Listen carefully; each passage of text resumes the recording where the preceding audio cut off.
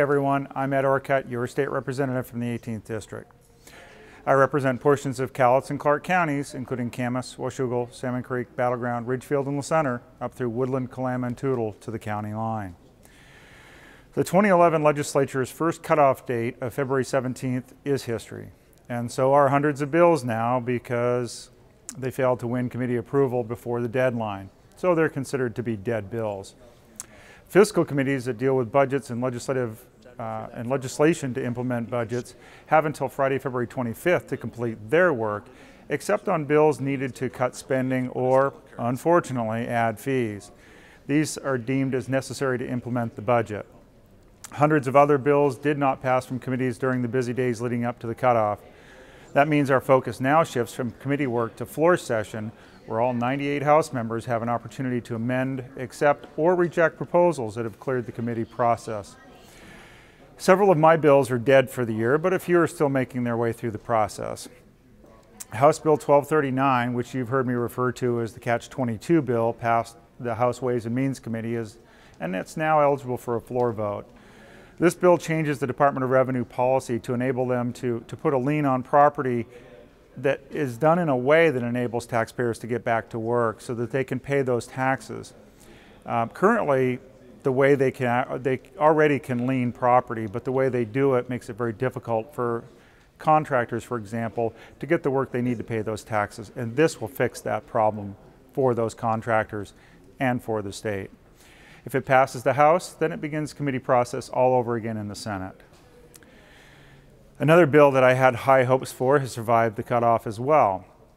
House Bill 1284 adds a requirement to sexual health education to include elements of and consequences for conviction of sexual offenses where the victim is a minor. This bill simply says that if a school teaches sex education, the curriculum must include information on sexual offenses against minors. Interestingly, while working on this bill, it was discovered that the material is already being put together by the Office of the Superintendent of Public Instruction.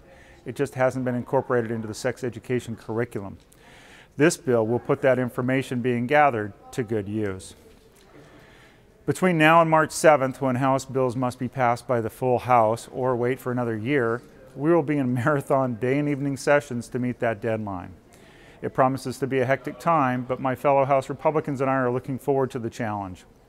Although we're disappointed with the demise of many good Republican bills, our focus remains unwavered, getting Washington working again. We realize that with enough public support, no bill is truly dead as long as we're in session. So legislation could be revived at any time. We always appreciate your support and your input to let people know how important those bills are to you. I again want to invite you to one of our 18th District Town Halls on Saturday, March 12th. We'll be at the Woodland Church of the Nazarene at 9 a.m.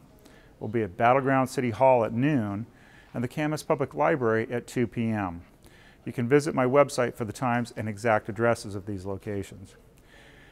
Town halls are a great opportunity to meet with your 18th District legislators, for us to meet with you and talk about issues you're concerned about.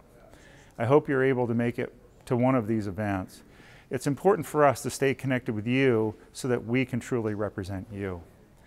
As always, feel free to call me with your questions or concerns during the legislative session. You can use my direct line at 360-786-7812. Again, that's 360-786-7812.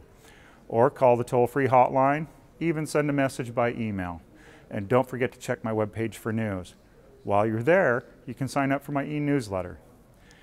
I'm Ed Orcutt, your state representative, and I want to thank you for joining me again this week.